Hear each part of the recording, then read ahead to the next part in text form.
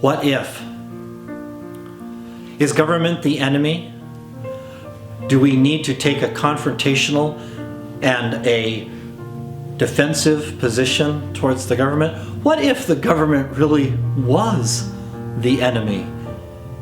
Daniel, Nehemiah, Joseph all served in governments that weren't just somewhat hostile. They weren't serving democracies.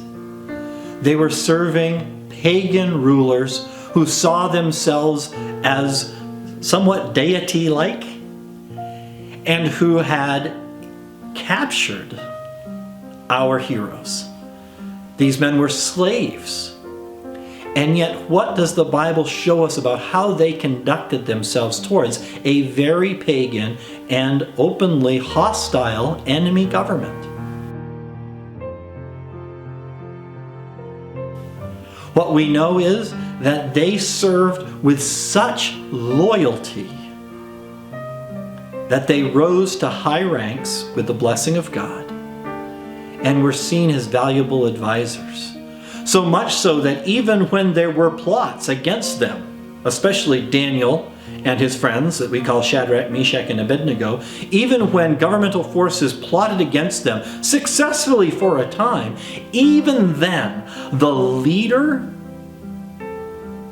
valued them and was relieved when punishment that had to fall on them didn't fall on them.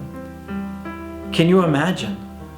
It wasn't that they respected Christian values or that these men had any claim to a right.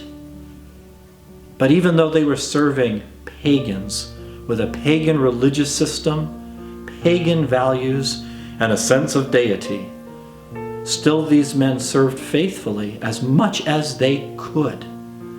They stood up when they could, and even when they stood up respectfully, and their service was so valuable that even when the leaders found themselves in a position of persecution, they didn't like it.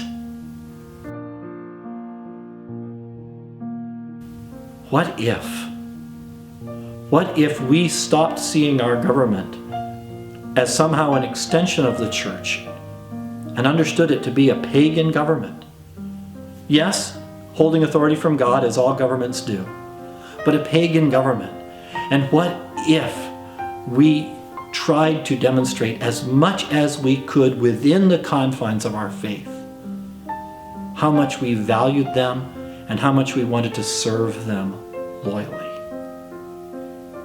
What might we experience like Daniel, Shadrach, Meshach, Abednego, and Nehemiah?